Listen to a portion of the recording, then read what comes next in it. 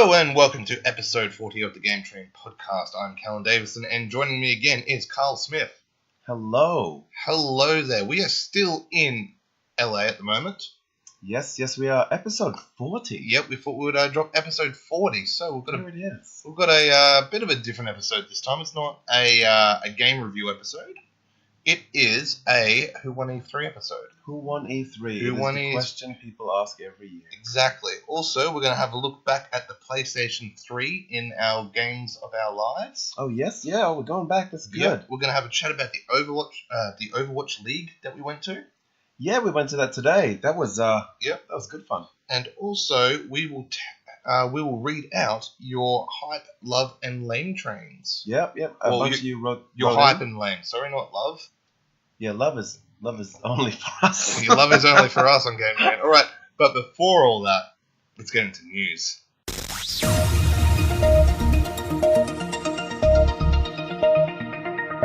All right, short news week this week because E3 is just here and it's always very quiet just after, so a real short news break. Let's do it. All right, so Telltale is working on a Stranger Things game. That's right. Stranger Things. Yeah, it is getting the Telltale Games treatment. So wow. Yeah. Have you heard anything else? Like, is it going to be during what we saw, or like a prequel or sequel? No idea. They've just started working on it, so there'll be more details to come sometime. If this replaces season 3, I won't be happy. If it doesn't, I'll be stoked. Yep. Nice.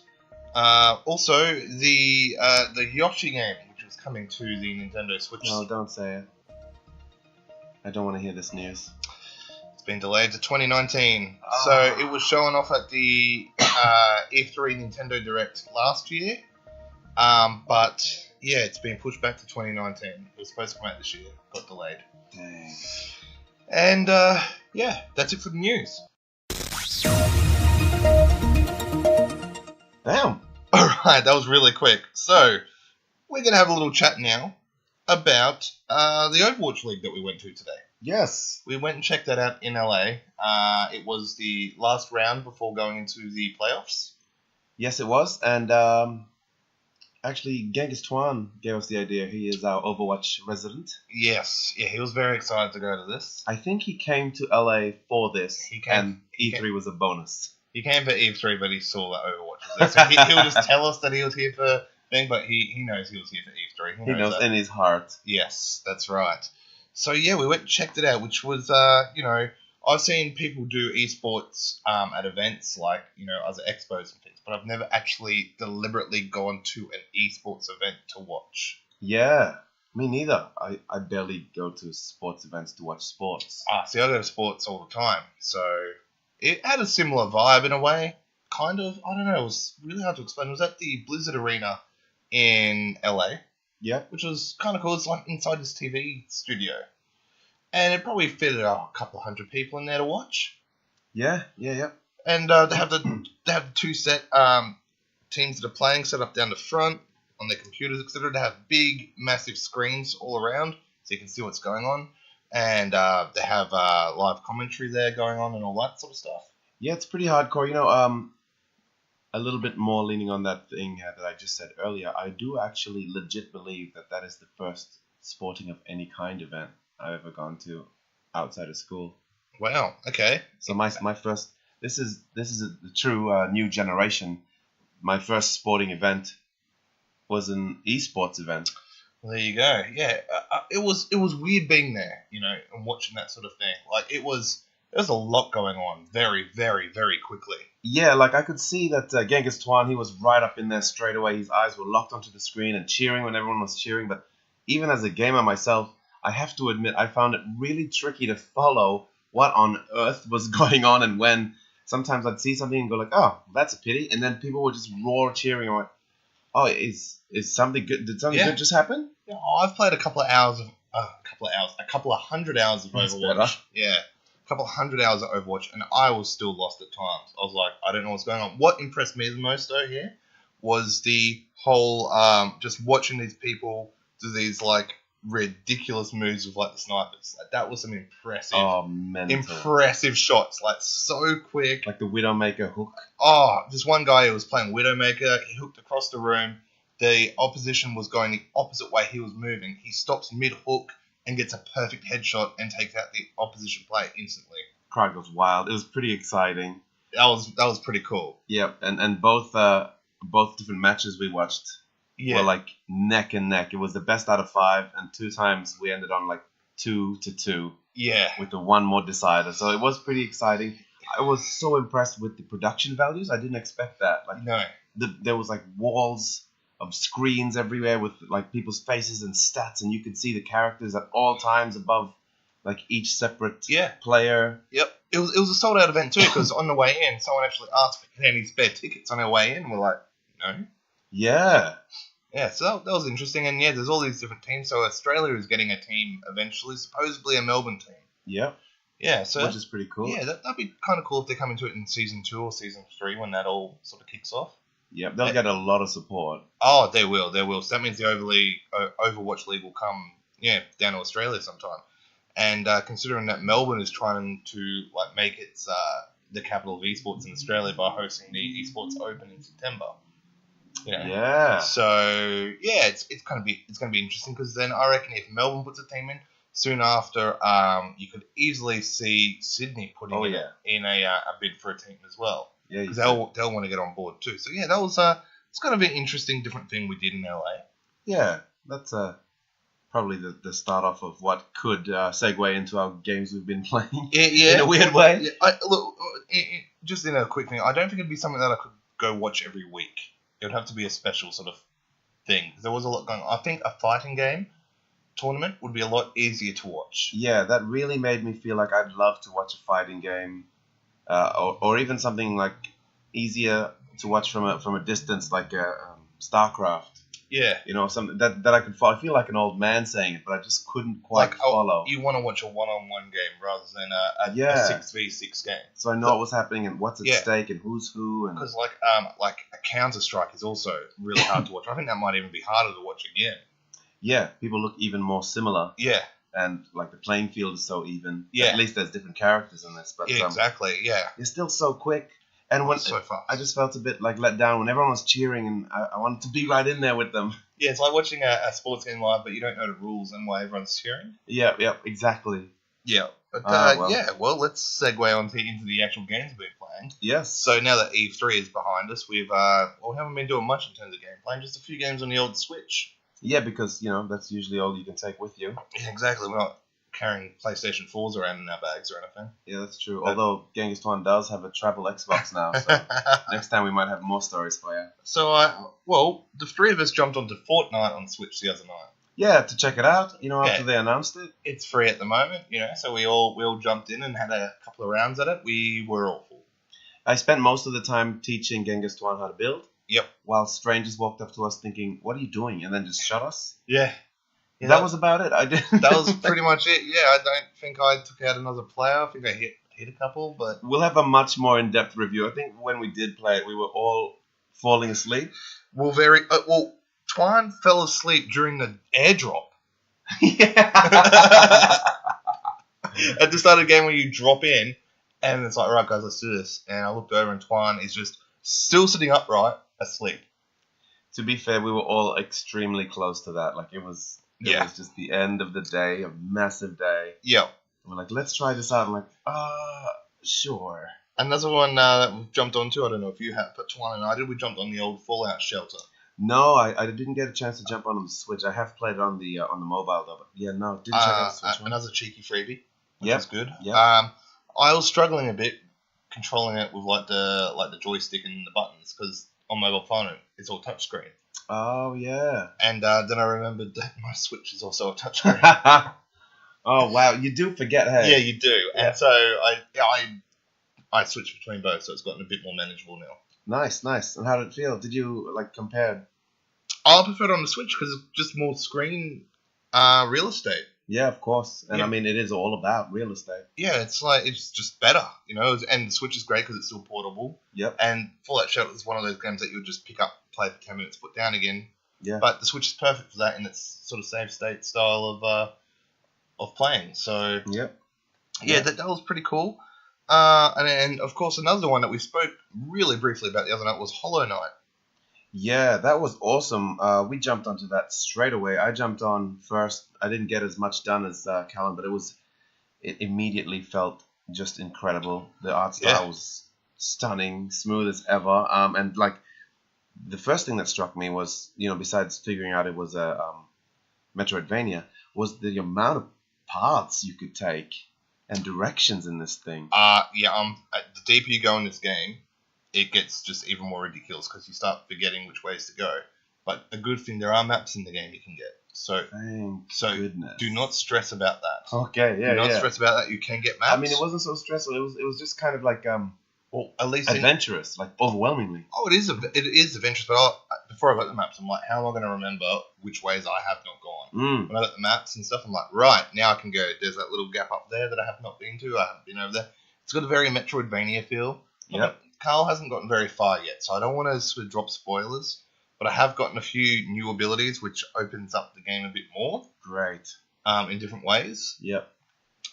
No wall climb yet. That's all I'll say. Damn. Okay, because you can really see where that. Yeah. It's No, needed. I've gotten other abilities to move around, which I'm not okay. going to tell you. All right, so I'll check that out. you I'll anticipate- jump in. There are bosses though. Yes, there are. And it's actually kind of like Dark Souls in a way, in that when you die, your body is there with your experience points on it, and you've got to get back to your body. Oh, cool. Okay. Yeah. So I've been sort of enjoying that respect. And I've picked up my stuff a bunch of times. Other times I've died on my way back, and I'm like, no. Oh, You know, does that mean it's gone forever? yeah. I've lost like 300 experience a couple of times now. Well, 300 money, you use that to buy items, and then you can put that into ability slots and things. Sorry, Carl, you didn't know that, but it's cool. That's all right. That sounds good to me. It's that's all I say. No, I won't say what the abilities are. Awesome. There you go. All right. So yeah, that's it's a really cool game. It's a beautiful game. It's got really nice art style. I can't believe we're so late to the party because people have been talking about Hollow Knight for just the longest time. I know, but I was waiting for the Switch release. I was not, but there it is. Yeah. So there you go. You can get away with it on that one. But Yep. yeah. So that's pretty cool. But yeah, that's the games we've been playing at the moment. Yeah, that's pretty much it. We've been pretty full on. Yeah. Over here. Obviously no streaming, Yes. but the streaming will continue when I do get back to Australia. Not on the Wednesday yep. when I'm back, but probably on the Thursday night I might kick off some variety streaming. Yes, and I'll hopefully be back trying out my new Thursday at 8:30 p.m. Tuesday at 8:30 p.m. slot. Sorry, I mean Tuesday. Yeah. At 8:30, not 8. 8. Let's do 8. Okay. You know what? We're gonna do that right here. 8 across the board. across the board. So again, just to recap for those that do want to check out our streaming, Sunday and Wednesday nights at 8 p.m. is the current Neo Challenge. Yep. Then Thursday nights for me at 8 p.m. is variety night. So this week it will probably be Jurassic Park Evolution. Yep. Generally, it might be the review game we're looking at, depending on embargoes and things. Yes, of course. And then Carl will be on Tuesday nights at 8 o'clock as well. Yes, hopefully. I was on Mondays, but it was clashing with my music gigging situations on the weekends. Yeah, and we can't really justify that at the moment. Not quite yet. We're also going to be opening our account to affiliate status. We've been able to do it for a while. We just hadn't sorted out our bank stuff. Yes. So we'll be opening that very soon, so you'll be able to then sub to our account if you'd like to do that. Yeah. All proceeds to the game train will go back into the game train. Yes, absolutely. For example, shirts, business cards, things like that, Websites. Websites. All the fun stuff. All those little things that cost us money to keep this train rolling. Yep. But enough about that. Let's move on to our shout-out this week. We should probably tell them where they can find those Twitches. Yep. Twitch.tv/GameTrain Twitch is the Twitch account if you want to jump on there. Yep. Jump on, check it out, say hello. Yep. If you're a Twitch streamer as well, jump on. Send us a follow or whatever. We'll follow back. Yell at us, tell us we're noobs. Yep. All that sort of fun stuff. Carl's still in Noob World on the Twitch, but once he moves in September later this year, Yep. he will be going full overlays. He will be running a beautiful setup then. Yes. And I'm looking forward to that. Yeah, it should be good. All right. Should we say our shout-outs? Oh, it's shout-out time. It's shout-out time. Well, there's only one person that we can shout out to this week. Yeah, absolutely. Ourselves. Of course, all the time. No, Genghis Tuan is definitely our shout out this episode. Genghis Tuan and his filming company. He has been amazing. He graciously gave us his time, and obviously he was pretty keen to come with us as well anyway, but he's been really, really cool. And sorry about him having just a gamer pass and not a media one. He was very good about that. Yeah, look, a few times we had to leave him. Hopefully next E3 we can get a media pass for Twine as well. Yeah, so that he can actually film all the juicy stuff. Although they did let him upstairs into the VIP Nintendo section. Really, the only bit that they barred him from was Sony's private room. Yep. Which was actually one of the coolest things in the whole place. Yeah, we won't say that. Don't listen to this one. Yeah, please stop listening. And also the early access in the mornings. Yeah, which was the same, with just less people. Which he slept anyway through that, so... That's true. But yeah, no, he was a great help. We can't wait to see these videos when they are complete. And they'll be up, as soon as they are complete, they'll be up on the Facebook page. Yep, which is facebook.com/GameTrainPodcast. And also, I think he's doing a little 1-minute version for Instagram, which is at GameTrainPodcast on Instagram. Yes, indeed. And also check out his other stuff. He's just Genghis Tuan on Instagram. He does a lot of amazing work. Very good visual eye, great photography, great videos. But yeah, Genghis Tuan, check it out. Big love. All right, let's get into our review this time, which is Who Won E3? We don't have a soundtrack though. No, we don't. I guess we'll have to. Don't even bother with that.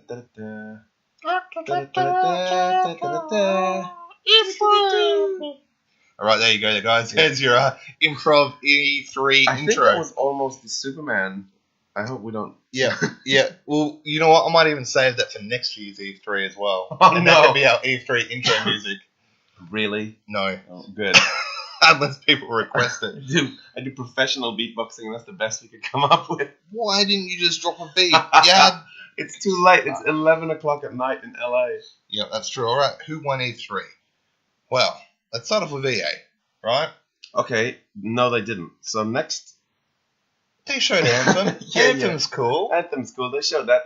That's good to see nice new, brand new stuff at E3. Yeah. Oh, wait. Oh, that's right. The year before. They teased Star Wars. They had an awkward talk with, one of the developers. Yes, that's nice. But again, nothing was shown. Unravel 2, which that's dropped good. straight away. That was good. Probably the best thing to come out of EA, I reckon.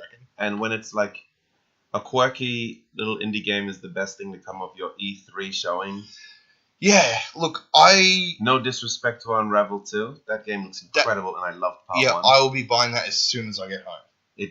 As soon as I get home, I'll be buying that game. Because that Unravel 1 was great. But it just shouldn't be your show's Last of Us Part 2. Whoa. I was a little let down with how they also did the EA Play event, because you weren't there at the time. I wasn't there, no. So you missed out on everything EA had. So I was let down a bit too. Yeah. Oh, well, I played Battlefield 5, which was cool. Oh, yeah. Nice. But, that wasn't the best thing they showed on their conference. But it's like, I don't know why they're doing their own thing so far away from E3 on separate days. At least Microsoft's moved out of the convention center for this year, but they're still next door to the convention center on the same hours as E3. It was a beautiful setup. It was a great setup. Well, this EA thing was outside. You had to book in for times. So because I hadn't booked in, even though I had a guest pass, I lined up for almost 2 hours in the sun to play, not Metal Gear 5, Battlefield 5. With our friend Austin, he was great company. Yeah. But without him, I just would have been I don't know, so bored. Yeah, 2 hours. So bored. So no, EA did not win E3 for me. No. I felt like they weren't even part of E3 this year because they just felt so disjointed and separated from E3 itself. Once E3 kicked off properly, I just didn't give any thought to EA. Yeah, especially when you see the huge, I get that the main, Sony and Nintendo and all that, but when you see the big Square Enix one or the Activision, and you're like, this is how to do it. Bethesda. But Bethesda, all their setups inside E3 were incredible. it's just a bit. Fortnite. We spoke about Fortnite. Oh, incredible! And that's a single game. And that's just, exactly like. And Resident Evil 2 setup was cool.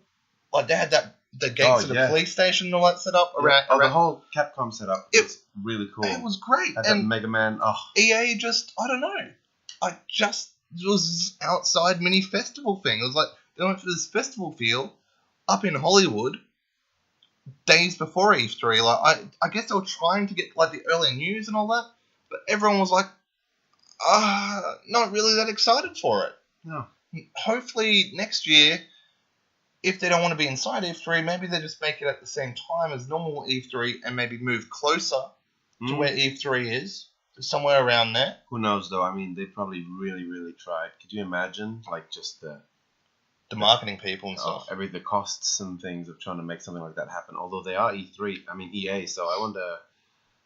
Well, who knows? Would it be cheaper for them to just book booth space inside E3 like everyone else had?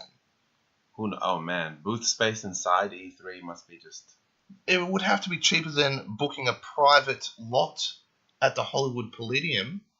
Maybe they thought this was the big chance to be the greatest. Well, it's the third time they've done this now. Weird, I don't know. So, yeah, I don't know. Yeah, well, definitely not the winners. No, definitely not the winners. So after them, we had Xbox, which I got to attend the conference, my first conference, which was very exciting. Yes, you did. Was I flying at that stage?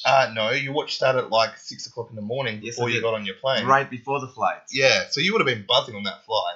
Well, I fell hard once I got on the flight. Yeah. Sort of halfway. It's a long flight. The buzz died at about the 4-hour wait in New Zealand, but I was when I got on, yeah. Yeah, you're feeling pretty excited.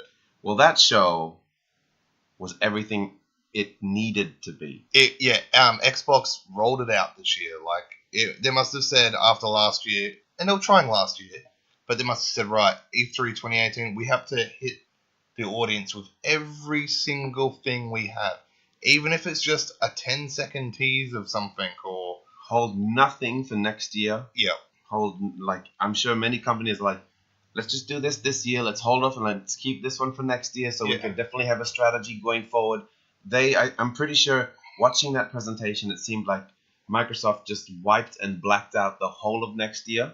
Yeah. And just went, we're not going to think about that. Yeah. All we're going to think about is this presentation, everything we absolutely have left. Let's just say it. I think since Phil Spencer did come out and say, hey, we are working on the next Xbox officially, I think we'll see a bit of that teased properly next year. Yeah, we didn't expect anything this year. I didn't expect them to say anything. And for them to actually say something, it's almost like, okay, Sony, the ball is in your court now. We've publicly said what we're doing now. We want you to publicly There was no details, but just acknowledging it seems to be such a big deal. Yeah. But they had a huge, huge showing. My god. Oh my gosh. First they did the Holy Trinity, which when Xbox does that, they mean business, which is Halo, Forza, and Gears. Yep. Bam, bam, bam. 3 Gears titles as well. Yeah, right? Something for everyone. They turned it into the Holy Quintology.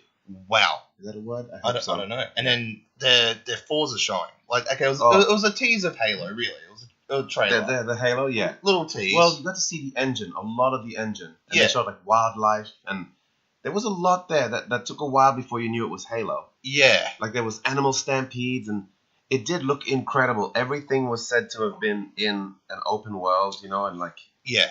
I was expecting a date for it, though. And I kept calling for this year, because Halo's been on a 3-year cycle, which would mean it was supposed to launch this year. That's true. So this is Halo Infinite, and they've said that this is a continuation of Master Chief's story. So this is Halo 6. Yep, it is. So, I was expecting a date. Even if it had been a 2019 date, I was calling a 2018 date. And I feel it will come out next year. I feel it has to come out next year. Yes, it has to come out next year. Yep. If it doesn't, it's got to be this gen just to give the momentum for Microsoft to roll into the next gen. They're going to have that that little rise at the end of this gen and keep that momentum going into the next Xbox. They're building, but kind of exactly like what PlayStation 3 did last generation, where it was just the second favorite by far, and then it just started picking up and up and up, and there was just this upward ramp, and went, wait, what is going on? Wasn't this the the less liked. Like Xbox 360 just absolutely killed it, and right towards the end there was this ramp up, and then it just went like launched into the new generation, like as if it went off the ramp into the clouds. And I think Xbox are trying a similar strategy, and they need to. Yeah, well, we've got Gears coming next year. We know that now. Yes, 2019. But I think we'll see. Well, next year we'll see the trilogy launch because we'll see Forza Motorsport, which is their other Forza title, launch next year. So we'll see that, Halo and Gears probably all next year, which is kind of a big deal. Yeah. Before then, the next Xbox comes the year after. So, yeah, they are trying to ride that momentum up. Also, them acquiring a bunch of new studios, which was huge. 5 new studios.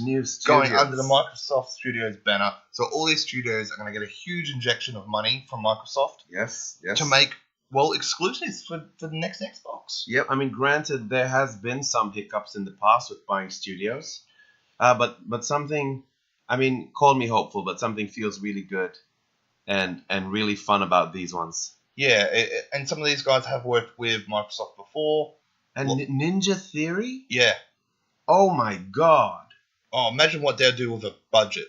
What a drop. Yeah, that was huge. Oh, man. No one saw that coming. The Playground games one had been leaked a little early. Yes, and they kind of hinted at the fact that they're working on something which, so many of us kind of sort of assume is the next Fable. I'm thinking that will be next gen. I could see that being Xbox. Absolutely. Let's call it the Xbox 2 or whatever. Yeah, the launch title. Well, they're calling the project name Scarlet. So let's start off calling it Scarlet now. The Scarlet, yeah. Okay. Right. So on the Scarlet, I reckon this new Fable game from Playground will be a launch title.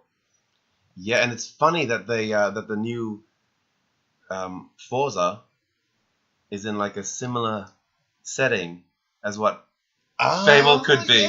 They're running around weather effects. And just testing out that kind of old British. You know what I mean? And that's their open world engine. I just thought that's a funny little thing you guys are experimenting with there. That's cool. You could even see him taking the Forza map and just tweaking the entire map and going, we're doing a continuous universe here of this is Fable and Forza's like way in the future. Well, it is Albion, so it's a different universe, but it's definitely... How do you know the new Fable has to be set in Albion? Well, it doesn't. Exactly. It doesn't. It could be set in wherever that was. England. That's the place. Britain, England. Exactly. Yep. Well, it does have that vibe. Yeah. Definitely. Yeah, so that's cool. And let's talk about Forza. The amazing race car game just got even better. Yeah, nuts. It was like, what after part 3, what were they going to do next? Yeah, I was like that.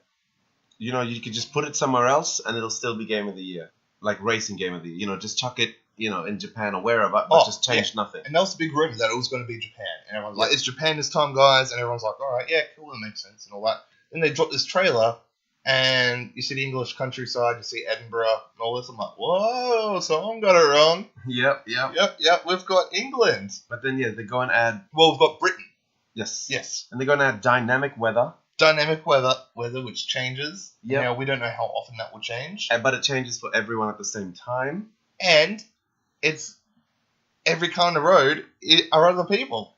They're all real normal driver cars. Well, I think there still will be fake cars driving around too. Oh, like ones that aren't ones you can choose? Yeah, like, just normal, your run-of-the-mill traffic, which you've seen in the other Forza games anyway. Yeah, but you're not racing them. No. The ones that you can, rev up to and say, let's have a challenge. And I reckon they tried this slightly with Part 3, and then with Part 4 they've gone, let's go next level. Let's do it. We're making an open world, shared world car racing game. And then you just drive up to a car and you challenge them, but it's like it's someone. That's so cool. It is so awesome. That's such great stuff to do. Yeah, and the day-night cycle apparently is going to be the same for everyone. Yeah. It's kind of like Animal Crossing with cars. Yeah. Very cool. It's awesome. I'm really looking forward to that. Also, we finally got our look at Shadows Die Twice, which is the new game from Software. Yep. And they've teamed up with Activision this time for the publishing. They've always been with Bandai Namco, this is very interesting. Which is actually to see that departure from them. And this is a game is Sekiro Shadows Die Twice, which is pretty much Dark Souls and Tenchu joined together. Yeah, it looked so much like Tenchu, like the sneaking around, the ninja setting, and then even when he did that sort of hook shot thing, Yep. I was like, oh, I just needed to see him Yeah. with grey hair. Yeah, that was cool. I'm really excited for that. That's coming out next year, so it's going to be really awesome when that drops. I can't wait for that. Yeah, there was a lot, you know. Well, let's talk about the other big one that they dropped. It's not an exclusive, of course. No, neither they is dropped Sekiro. Right at the end there, But just before they left. and we all knew we were going to see something new from Cyberpunk this time. But I think at that stage of the conference, I don't think anyone even remember Something about there was a blank. Like they'd shown so much, and it's like, oh yeah, that's about it. Maybe we're coming back to a Halo 6 sort of, or Halo Infinite, maybe date or gameplay or something. Like interrupted the show. Yeah, the goodbye wasn't even finished. It was like, all right, I hope you have a good eat. Yeah, and everything went red and black. It was such a show, and it was like, what's going on? And then you could just see this like DOS writing, and I'm like, is this an old quirky? Like it took me a while still, because I'm like, is this an old quirky weird setting for an indie game? And then I thought, why would they interrupt the whole show at the end for, oh my god, it's Cyberpunk? Yeah, it took me a long time to figure it out. But also, in all those lines of code on the screen, they were giving away copies of the game of Witcher 3. 50 copies of Witcher 3 were given away. Like the deluxe edition too, right? Yeah, with both expansions. Oh my god. And it was just, scrolling through text, which you were led to believe was just like random hacking nonsense, but it was just code after code after code. Mm-hmm. And if keen-eyed gamers were watching it, they could just pause it, write it down, free game. Free game, that's awesome. And the game looks so cool. And now we've found out it is a first-person game, Yes. and you'll be making your own character as well. Yeah, so it won't be like a Geralt in The Witcher. No. We attempted to try and get in to see the 50-minute demo. They had a 50-minute demo. They were showing some meter at E3. People were saying it was just blowing minds. Yep. Everyone who saw it. Mm-hmm. And we attempted to get in. Couldn't do it too late. No, because we're like, well, you're on at this time, we can't do it, so we didn't. No, just joking, we didn't even get close to it. Yeah. Someone told us, you could line up for the entire day at a maybe chance of seeing it. We didn't want to waste an entire day of E3 to do that. Yeah, it was, having said that, it was even tempting though. It was. It was the most talked about game. We actually discussed this between us, and we went with no in the end.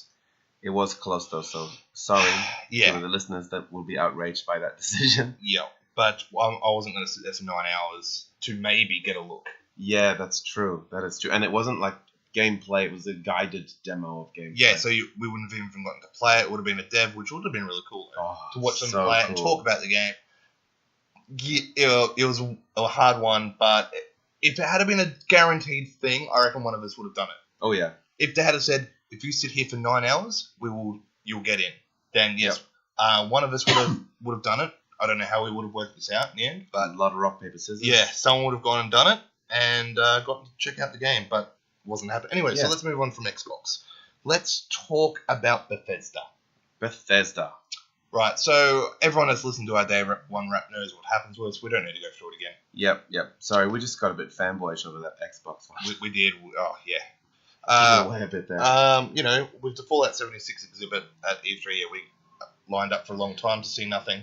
Well, we saw actors do things, and then you got to sing with actors later on, so that was cool. That was amazing. That was very cool. The show was awesome. There was a lot of mic drops. The show. So we've got a new Doom in the works, which more is going to be shown at QuakeCon in August. Yes, which will be really cool. So I didn't see that coming. No. Oh well, I did. I said, I think a Doom 2 is on its way. Yeah, I thought maybe it was time for a Quake, like a story Quake. I mean, I know they're kind of doing one already. Yeah.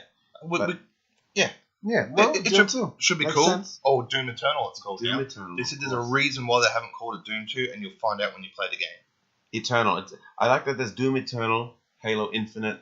Yeah. There's a theme happening. Yeah. Yep. That's right. No one wants to make a sequel. They all want to make continuous, ongoing games now. That's right.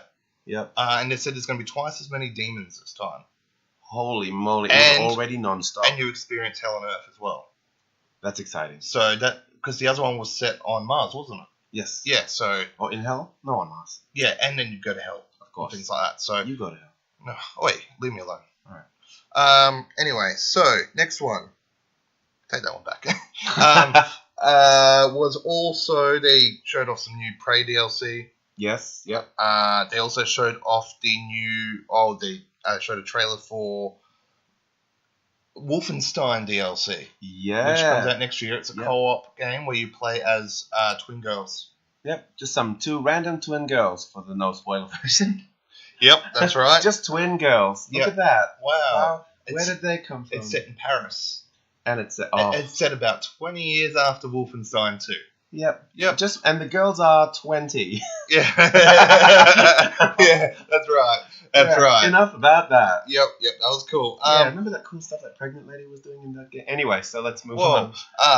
Anyway, the next one was, they teased Starfield. Yes, yep, which is their next big thing besides, that's right, the Fallouts and the Elder Scrolls. I'm expecting a release next year. Oh, really? Yeah. I reckon they'll do, again, like they do when they wheel out Todd Howard. He does a big spiel on everything and then drops the, release date. So we'll see maybe a little tease just before E3 on it. Mm-hmm. Then they'll do a big proper big reveal. Dive in. Yep, big dive in and what it all is, all of these different systems. And then they'll be like, all right, it's coming out friggin' November 30 or whatever. Yeah, yep. And do all that. Elder Scrolls 6 will be a next-gen title. Yeah. 100%. Yeah. It is not coming this gen. We'll see Starfield this gen, but we will not see Elder Scrolls 6. I understand why people are excited, but I'm not that excited because I kind of felt that it was always going to come anyway. Yeah, and also I don't want it yet because that, like after seeing Skyrim, it's so cool, but it's just like, and even like Fallout 76, I think Fallout 76, I'm ready for that to be the last one of the generation because both those engines just need finally to have this. We'll get Starfield on this gen. Full revamp. Yeah, of course. But I'm just like, there's something about that engine, that Elder Scrolls engine, that it just needs to be the next gen now. Another fun thing they did, they showed off a trailer for the Alexa, the thing you talk into. Yes. And it's to do with like a Skyrim version of Alexa, which was very, very good.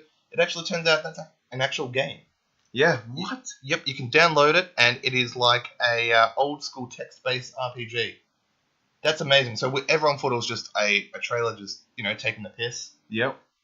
For a bit of a laugh. But no, they actually released it on it, and that's really cool. But the big one of the show was Fallout 76. Oh yeah, they finally showed like a huge chunk of gameplay. Yep. Oh, I'm so excited for this. Oh man. I didn't know I wanted this, but after hearing what it is, I now want it. Yep. Absolutely. Yeah. It sounds huge and awesome. The gameplay looked so good. It looks like Fallout with friends. A lot of people are angry at this, and I'm like, you know what? I've got another Fallout game coming out. I'm happy. Yep. At the start of the year, if you had said, oh, what do you expect from Bethesda this year? I would have said Starfield. Yes, yep. Straight away, I would have gone, oh, we'll get Starfield this year.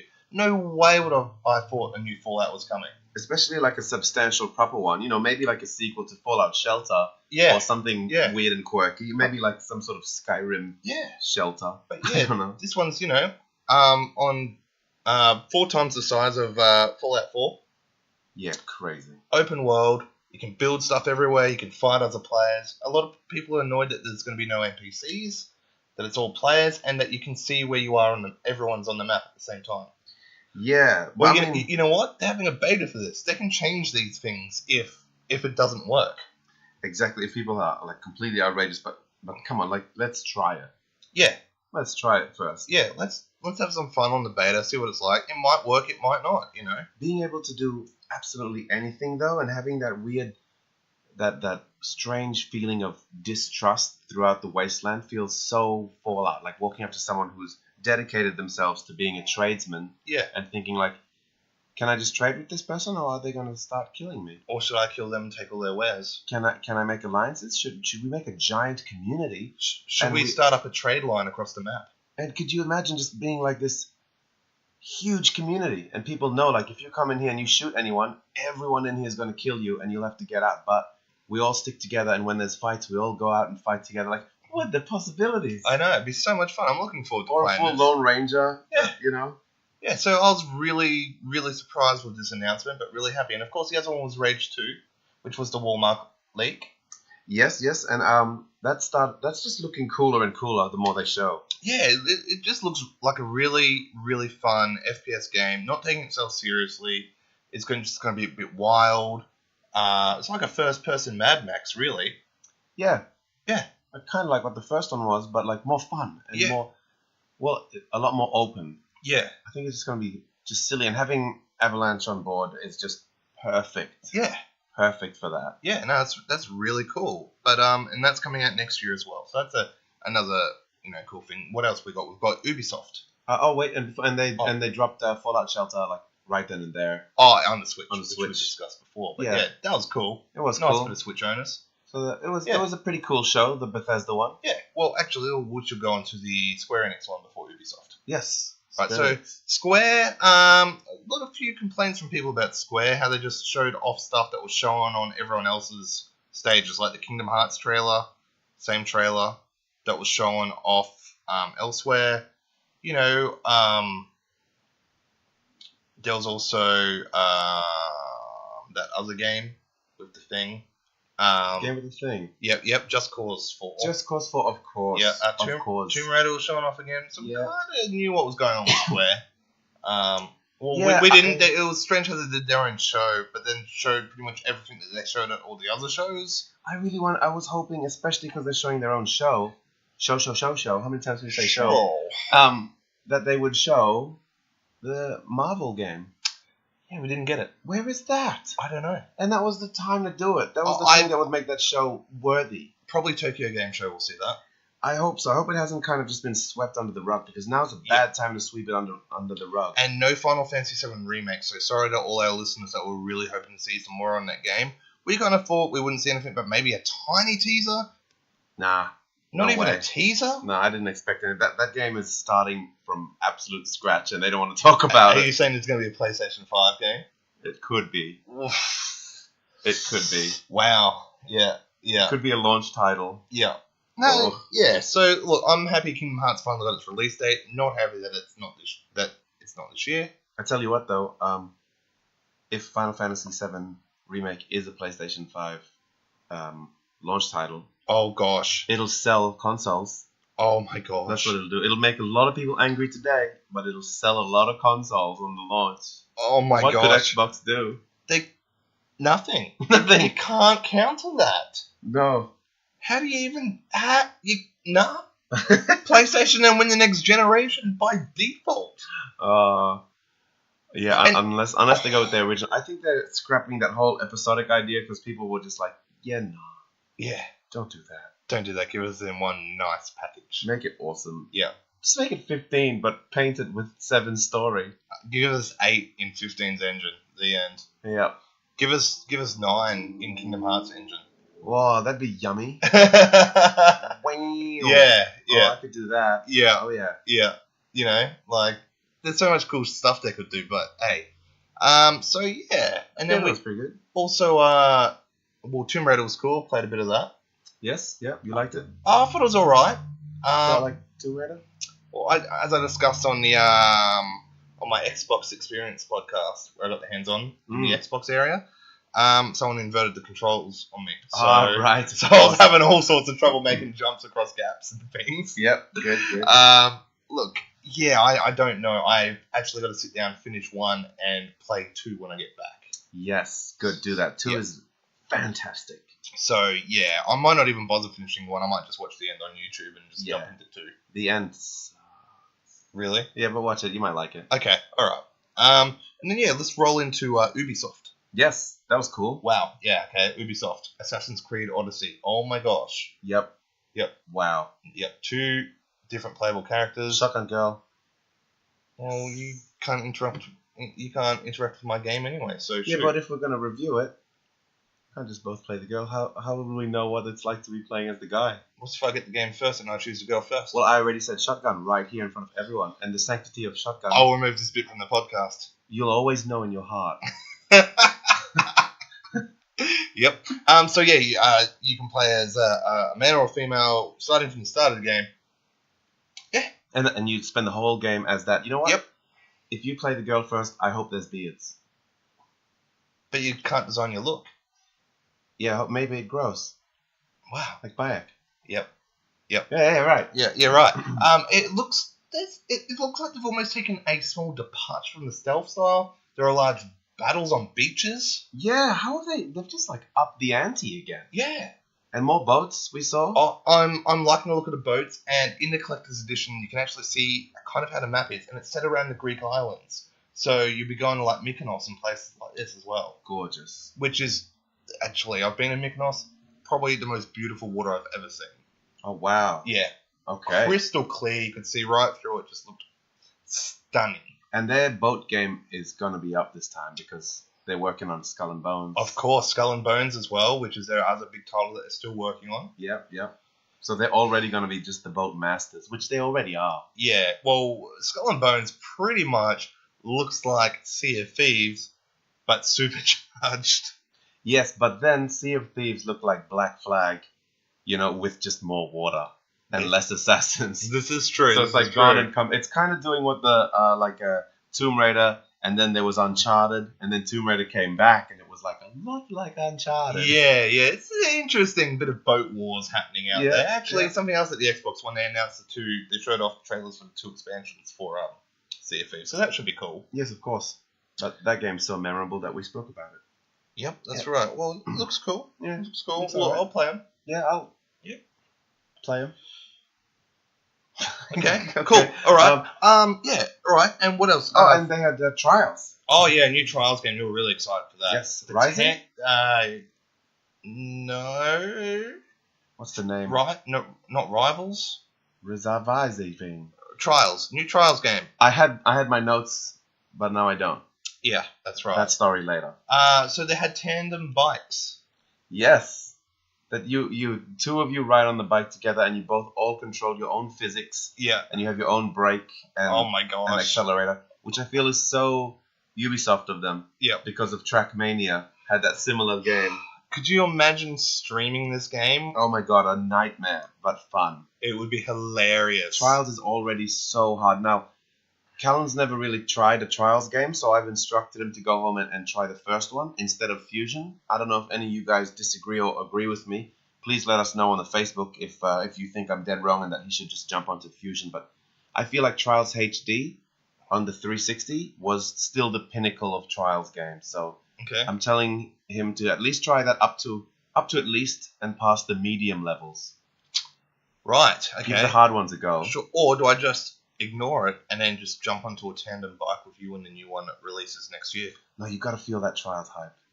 Nah, is real. I don't know. I think it'd just frustrate you that I wouldn't know what I'm doing and you're an expert Trials player. I'm hardly an expert. And I'd be wrecking your life on the bike. Oh, well, I don't know. I wouldn't call myself an expert by any means. I don't think I've ever finished a single expert or extreme. Extreme? Is that what the super hard ones are to see? That's how much of a not expert I am. But I don't think I've ever completed one of those. Wow.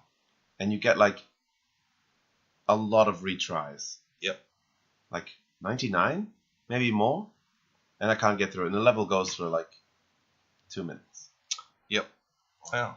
Yeah, and like you don't just play it from start to finish. You play a little tiny bit. You do like a single jump, and then there's a checkpoint. It's like 20 checkpoints. And you couldn't get to the end of the level. Couldn't get to the end. What is wrong with you? Like none of them. This is why you need to try one so you can the be like hard levels. No, these are extreme. Okay, all right. I've done most of the hard ones. And you got to 99%.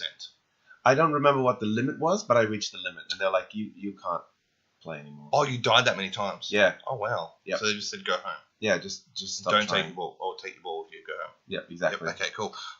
Also, they showed off Division 2, which they said they were going to. Oh, man. Yeah. Yeah. That was really good to see, actually. Yeah. This game is coming out next year, but we sat down and played it. I played it twice, funnily enough. Yes, in 2 different strategies. I had a go. It felt really cool. I was a big fan of Division when it came out, but the ice and the snow got stale real quick for me, just personally. Just the city of New York got a bit boring after a while. Mm-hmm. Like I really enjoyed it when I first played part Beautifully one. realized. Yeah. They did it so well. And the storyline was awesome. Yep. And how this sort of disease kills off, a lot of the population and things like that. It was and just the way they showed how fast the sickness spread over like 7 days or whatever it was. Yeah. Through money. Yeah. Very cool. Just awesome. But this one is now set several months after that in summer this time in Washington, D.C. Yeah, so nice seeing. So we're getting away from the really tall buildings, the closed-in areas of the tall buildings. We're getting rid of all the snow. Yep, a lot of Summertime. grass around, blue skies. So they've gone for a very different look, which is good to see. Because I don't think I could have done another game in a snowy city, like, let's say, I don't know, like Denver or something like that. That's true. Yeah. But yeah, that's going to be cool when that comes out. Yep. I'm excited. And it felt really nice to play, too. Exactly. What else? Oh, yes, of course. We've got the PlayStation conference. The PlayStation conference. The backwards Oh, conference. wait, before that, PC gaming show, which I went to. Oh, okay. Well, we're gonna wait to talk about PlayStation. Yeah, we will. We'll just keep the hype there for PlayStation. Mm-hmm. Real quick, yeah. PC gaming show is cool. I didn't know a lot of the titles that were coming out. Some were cool. Like the Mavericks Proving Grounds. Yeah. Mavericks Proving Grounds that we played. Yeah, we did play that. Yeah, we did. At E3. Also, Maneater, the shark game, which looks incredible. That trailer looks amazing. You play as a shark. You play as a shark. Yeah. And you eat tourists off the beach. It's just and you're eating crocodiles. It's an RPG shark game, so your teeth are going to get sharper and you're going to be able to jump out of the water higher. So you're going to put skill points into your shark. It looks and the graphics look like GTA 5. Like it looks pretty good. We don't know when this is coming out. All it says is coming soon, but I'm very excited for that. I just wanted to bring that up. That one's cool. You know, PC gaming show was kind of cool to be there and stuff, but at the same time, it was a little lackluster in some ways. But check out the Express cast for everything on that, because I can't really recount a lot of it, and a lot of it is PC gaming. Yeah, and we're just, we're not big PC gamers. We do both have PCs, and we have been in the past on and off, but we're predominantly console players. That's right. That is right. So, yeah. Oh, actually, the other one coming on PC is the Theme Hospital clone. Oh, yes. Yes, which looks really cool, and I can't wait to play that when that comes out sometime. But I was a big Theme Hospital fan back in the day. Is that right? Loved it. Awesome game. Wow. There you go. Yeah, I hope the new one comes to Switch, because it'll be absolutely amazing on that thing. True. Yeah. Never even played it. Yeah. So I'd check it out if it was on there. You make your own hospital. It's just a very, very, very cool game. And this is actually by some of the original developers. They've made an indie company, and they're making this one, so it's like a spiritual successor. Nice. Well, I mean, and just in case like some of you guys just like to keep it normal and are only listening to this episode after episode 39 and missed all the express cast, there is that one more PC game I'm hyped for, which wasn't part of the show, but Shadows Awakening. Oh, yes. I just thought I'd throw that in for PC people. And just real quick, if you are interested, check out the day 3 wrap-up. But basically, it just looked like Diablo 3 meets Soul Reaver. And I did not know it existed. And then walking out of that thing, I was like, oh my god, I need that game. And I think that's predominantly PC. I think it is going to come out on consoles. It's coming on console, so you'll be able to play it eventually. Not Switch, though. Not Switch. But yeah, check that one out. That looks cool. Yep. Alright, so PlayStation Conference. Is this the final conference? Yeah. The final conference. Final conference. So let's just keep flying through this. Let's do it. Alright, so PlayStation Conference. Wow. Okay, so the content was great. The content was amazing, but the execution of the content was terrible. Well, I wouldn't say it was terrible. It was not thought out well. It was just like a mismatch. Like last year they had this concept where, okay, instead of doing a normal conference, we're going to put it in a theater and we're going to have a live orchestra play the music for all our trailers. And it was like, you brilliant buggers. How did you come up with this? Like, it's so left field. It's so out of the box. It's so PlayStation. And that was just like, that was the show. That was just the show. So this time they went, yeah, let's do that weird left field thing and go even stranger. And instead of a, theater, let's put it in a tent briefly. And let's have someone with an instrument play for a long time. Play for an uncomfortably long time. And let's make him dress like a hobo a bit. Whoa. That's harsh. That's harsh. Well, he was in a hoodie. Yeah, it was strange. Like, why not just have... Yeah, you said yourself when you were watching it, why is this man in a hoodie for this? And I said, well, maybe it's something to do with The Last of Us. Yeah, like, I did say the he could be a Firefly, but it's like, he's still a musician on a stage. Let's see his face. I don't know. And he was like, he was an old dude, like, own it. Playing banjo hit, that would have looked so cool. Yeah. It's just, I don't know, he didn't look like a Firefly to me. He just looked like he was late. Yeah. And like, oh, am I on? And they threw the banjo and went, just sit down, and here we go. And I was like, where is this going? And I thought, oh, okay, I get it. Maybe it's going to lead into the trailer and, the music will then flow right in. But it didn't. He just stopped. People clapped. And then they showed the trailer. Yep. Trailer was amazing. Yeah. Trailer was beautiful. And the trailer setup matched where they were. They kind of built it and tried to make the tent look exactly the same as the tent they were dancing in the trailer.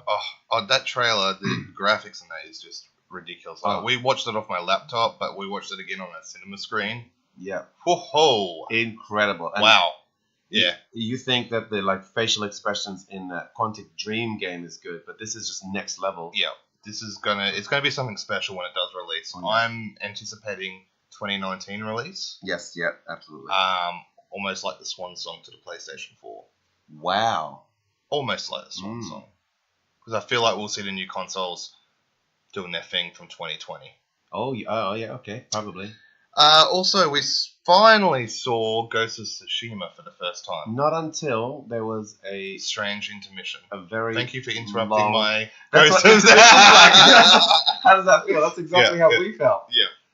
And I don't know, I always thought intermissions happened halfway traditionally, but this was just they showed one trailer and went, all right, now we're going to have an awkwardly long intermission. And we weren't there ourselves, but we spoke to some people who were there at the show, and they said that it was even more weird for them, and they were wondering, why are you doing this to us? Why can't we just sit down in one spot and enjoy this show? And it was awkward to move the crowd, and the timing was weird because it was trying to get a lot of people seated and ready for the next part. It was just weird, and then we just listened to them, and they, a few commentators, people just talking to fill the time. Commentators wow, Last of Us looks amazing, and then they'd talk about a couple of random games as a random mini announcement or two, and then they talked a while, and they did announce that we were getting Black Ops 3 for free on Gold, but it's this and then the show finally came back. Finally came back. Yeah, and we got another musical act. This time leading into Ghost of Tsushima, which looks really cool. I'm really excited for this game. It just looks really rad. We're gonna have looks awesome. Some awesome Asian games coming out.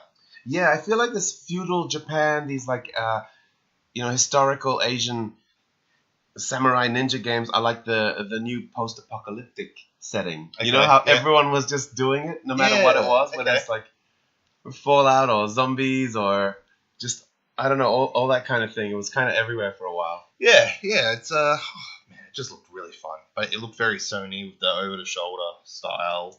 Yeah, I was saying in one of our wrap-ups, in the Sony episode, but mentioning that I didn't feel, besides its gorgeous look, I didn't feel anything that was its signature gameplay thing, besides just walking around, fighting, and looking incredible. I hope there will be more to that, but again, they didn't show a release date for this. Yeah, true. So, I'll tell you what, there is the slightest, and I'm going to say the slightest, chance that it drops this year. Sucker Punch have been working on this game for years now. Wow, yeah, interesting. So, imagine.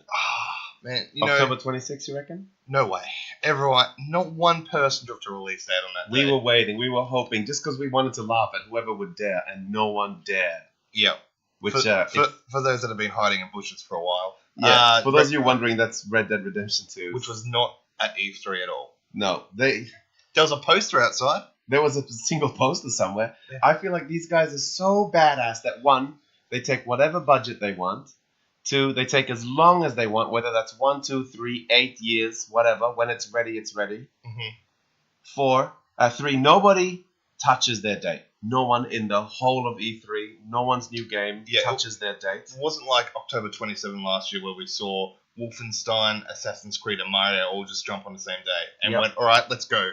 Not a soul. It's so respected. And then on top of all that, 4, they don't even make a beat at E3. They don't even hype it. Well, they don't talk. They're so badass. They know they don't need to. All of that stuff, all joined together, just shows how badass Rockstar are. And how did they know all those years ago that the name Rockstar would just be so perfect for them? They are the rock stars of the gaming community. That's right. Well, we should continue with the PlayStation thing rather than going up on Sorry. Rockstar. And they own the PlayStation talk that we're having, and they weren't even there. Yeah, exactly. See, Sorry, guys. How good is that? I guess, well, PlayStation does have an exclusive deal with it, so it does make sense that we are talking about it here, because if it was going to be shown at show, it would have been shown in PlayStation's conference. There you go. You're welcome, PlayStation. Alright, now let's see. We also had a better look at Death Stranding. We finally saw some gameplay. Yes, sort of. Sort of. There was a bit. There was quite a lot of gameplay. Yeah. Wasn't much of actual thing. It was still mysterious. It's still mysterious. Most of it was climbing and walking. I'm happy about this, though. Yeah. Right? Kojima is not doing a Square which just puts Kingdom Hearts around the table for all to see. Yep. He's keeping those cards close to his chest. He's putting out, like, a card or two here and there, but he's saving that royal flush, and you feel he's saving that royal flush. Yeah, you know that the best stuff is when you play it. Rather than Square Enix going, all in, guys. Yeah, here's everything. Yeah. Oh, wait, we missed a few. Here it is now. Yep. Oh, yeah, here you go. Yeah, so it was interesting. It didn't get me more hyped for the game. It just got me a bit more curious on what we're going to play. Yes. I'm probably already quietly hyped for it, but I know this game is still a while away. And I still don't know what the gameplay entails. People are complaining online that Norman Reedus was just walking around. Yeah, but as if he's just going to walk around. Hey, like, come on, guys, relax. Nah, there is more to it than that. And we know there's more to it than that. The climbing was interesting, because it was almost Zelda-esque. What? Because it's like, is this Breath of the Wild climbing? Is he just climbing anything here? Is that what we're going to see? Are we going to see, like, Kojima's version of Breath of the Wild starring Norman Reedus? Like, wow. Hey, I mean, a Breath of the Wild cross Metal Gear Solid 5 is not something I'd complain about. I wouldn't complain about that at all. So I am really looking forward to this. And from what I've seen, I am liking Norman's performance so far. Yes, it's looking really good. Yep. So I don't mind him as an actor, so I'm interested to see how that translates into video game world. And we know his name is Sam now. Oh, that's right. He's got a name in the game, Sam. Yeah, Sam. So We don't have to call him Norman Reedus all the time. He was naked again. Yep. You like a bit of naked Sam? Yeah. It was, and the toenail thing. Oh, no, I didn't watch it, so I wouldn't know. Oh, okay, you didn't? Oh, well, they ripped off the toenail. Yeah, I know. Oops. And then also, other than Death Stranding, we saw little glimpses of the game Dreams. Yes, little minuscule. We still don't know when that's coming out, and as in our day 2 wrap, I did sit down with one of the developers, funnily enough, on Beanbags. Yep. And played the game with him, yep. Which was bizarre and cool all at the same time. Kind of like what Dreams is supposed to be like. Yeah, so that should be cool when that game comes out. Yeah, very excited. A lot of strange creations. Yeah, and then of course they finished off the conference with Spider-Man. Oh damn! Whoa, what a trailer! It's really hinting towards a Sinister Six style game. Yeah, it is. So we saw in the trailer, we saw Scorpion, we saw Electro, we saw Vulture. Yes. Yep. Shocker. Shocker. Well, you fought Shocker in the demo. We saw Rhino. Oh yeah, of course, Rhino. We're seeing some very old school bad guys. Kingpin's been mentioned a bunch of times. Osborn. Norman Osborn's been shown in posters and things. Yeah, so we feel there'll be a goblin in the game. Possibly, yeah. Doc Ock's gonna pop up. They're not gonna pass on the opportunity to show off the engine with all his like arms and stuff doing awesome things. No way. No way at all. And I feel Mysterio will be in it because they want to do that kind of crazy trippy level. Yeah. Okay. And Mysterio's your best bet for that. Yep. We'll see the Lizard. The Lizard will be in it. Oh yeah, I hope so. He has to be in it. I hope so. And I'd really like to see Venom in it. No, you know what would really show off an engine well though is the Sandman. Oh my gosh! Like just falling through things and cars. Oh man! That's the way to show that engine of like goodbye Knack and Knack 2. This is like even smaller pieces. Yeah, that's right. Like you can see Sandman. Or we don't know if Sandman's going to be in it, but Venom I'd love to see though. Oh, I would love to see Venom and Carnage. Like, oh my god! But I feel like sadly they might be a little too new school for what the era they're going for. Yeah, but what about Mr. Negative though? Yeah, well, he seems like just this random left field thing that they're going with, so it's something that people don't recognize. I feel like it's a bait and switch where they're like, oh yeah, he's like the bad guy. But is he the bad guy though? Like, is he like the big bad of the game? I don't think so. No. It's got to be something more epic, especially after this fight with well, he was involved in the fight on the rooftop. Yes, yeah, he was. But it feels like there's still someone bigger than everyone else that's pulling the strings. Yeah, and also not really an enemy, but I'd really like to see Black Cat. Why? Have you seen Black Cat? Yeah, I know. That's all. Okay, all right, that's cool. I mean, for gameplay capabilities Yeah. and such. Well, that was all the conferences and stuff we saw. Of course, we got hands on with a bunch of games and stuff, but we're just sort of talking about who won E3 here.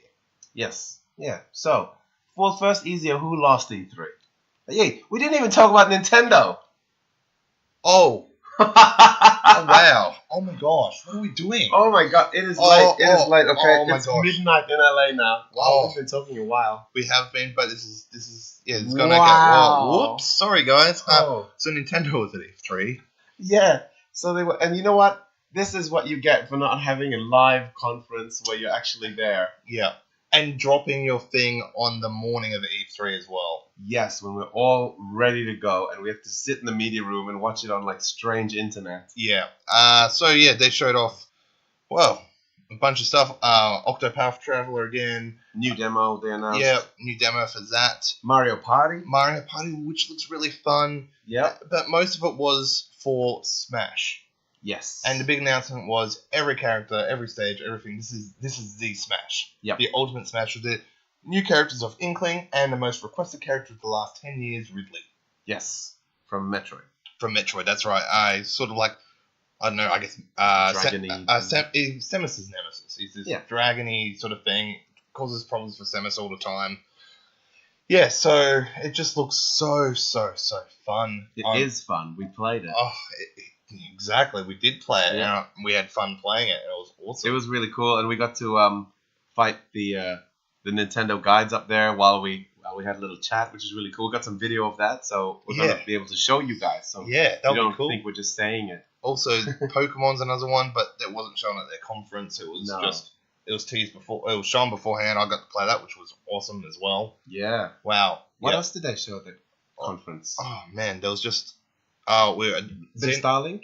Yeah, Starlink with Fox's ship being in it. Yeah, the R-Wing. Yes. Which is really cool. Which is like, well, now we don't need Star Fox. Oh no.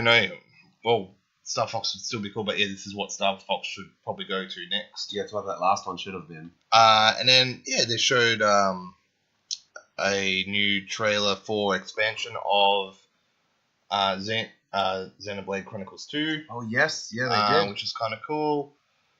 But yeah, majority of it was Smash Brothers. Yeah, there was a huge Smash Brothers showing.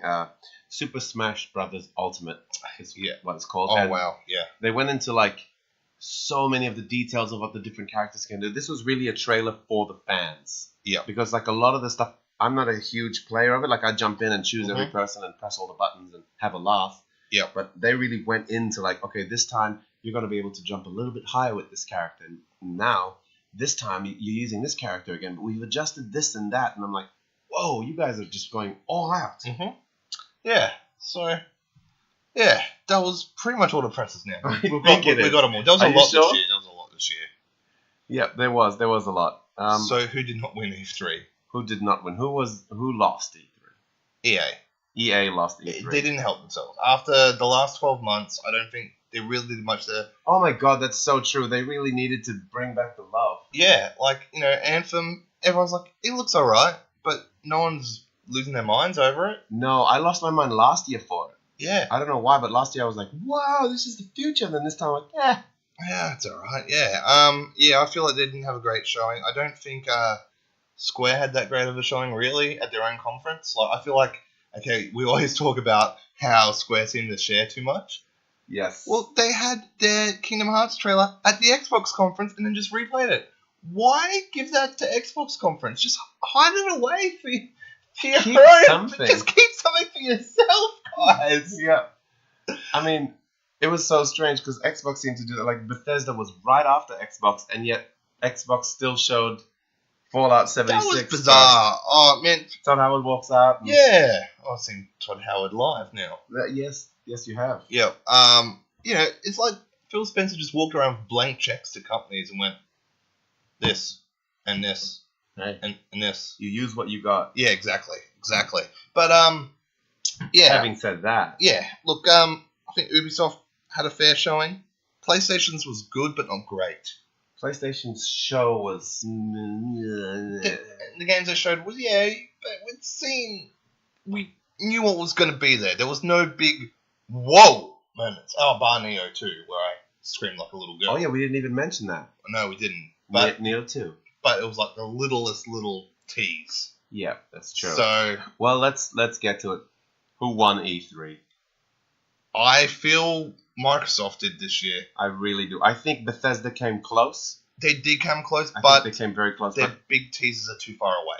Yeah, Microsoft risked everything and went all in. They went all in on the board. Yeah, it was amazing. And then when they topped it off with Cyberpunk at the end, it was just like, this is yours. Yeah, you guys have this. Like, because Bethesda showed Fallout as well. Like, Xbox showed Fallout and Kingdom Hearts as well in their thing. I just feel the whole Xbox thing was the most, I guess... It felt the most E3. It felt the most E3, what people wanted to see. Yeah, it was exciting. There was so much that is still coming this year, so much coming next year, and still a bit of space for, like, mystery and excitement and hype for the future that we don't know. Teasers of the next console. Yeah. It was Xbox. Xbox took it away. I think they did a really good job. Like, we felt Ubisoft won last year with their showing, which was very good last year. Yes, yeah, it was. Mario Rabbids, Assassin's Creed, Far Cry. Yeah. They had a really good showing this year. Not as good this year, but what Microsoft went out and did this year. And then when they did the 5 studios that they bought, like, it was like, what are you guys doing? You just keep smashing it. Yeah, exactly. Yeah, they did very well. That's the winners. Yeah, that's it for us. All right, and that was E3 2018. Damn, we did it. All right, so let's roll straight into Games of Our Lives. Like sands through the hourglass, so are the Games of Our Lives. All right, so this week we are going back to PlayStation 3. The PS3. The PS3. I was really hyped for this console when it came out. When I played it, didn't really enjoy it. Yeah, I thought this was going to be the one I got because PS2 changed the world for us. Yep.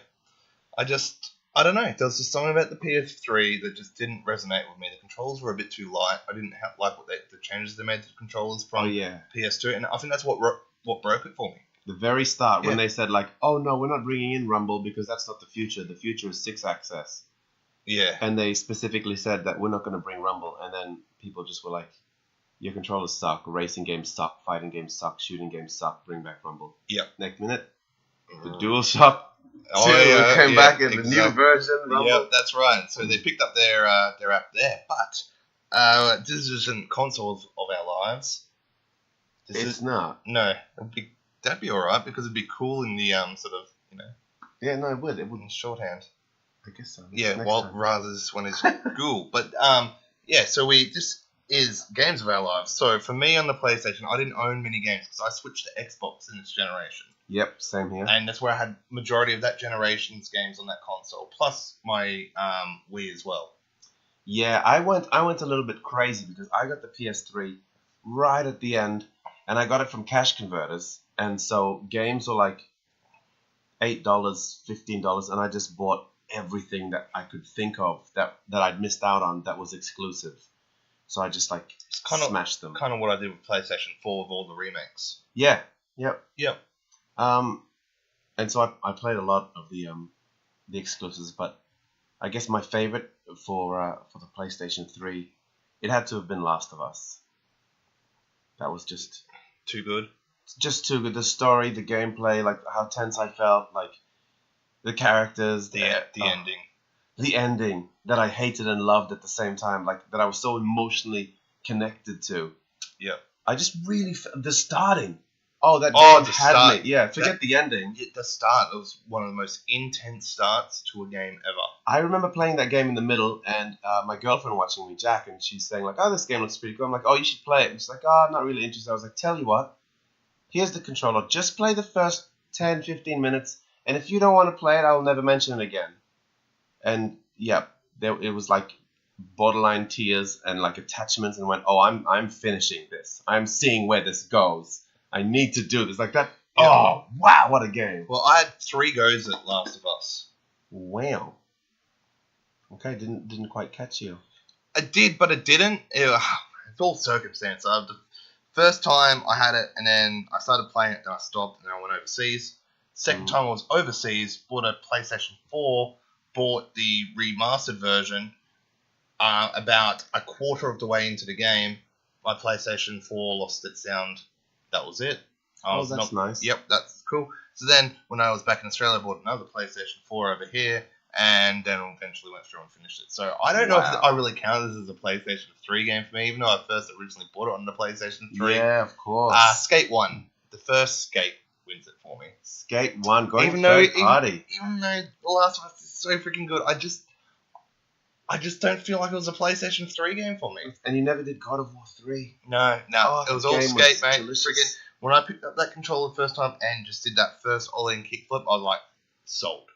Yeah, So yeah. good. So good. Are you excited for Session? Which we didn't say, but that was in the E3, the EA. That was in Xbox. Oh, it was?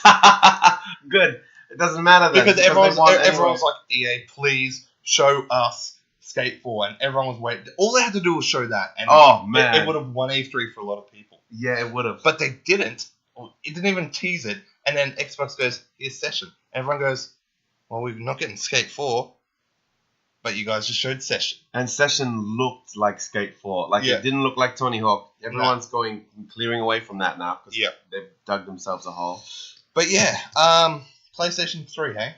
Skate 1. Well, there you go. Yep. And that was the games of our lives this week. Boom. All right. So, questions. All right. Well, we're just looking them up real quick here. We asked about some lame train and hype trains for everyone's, E3 experiences and what you guys have all seen. And we just thought we'd throw out the question there before we...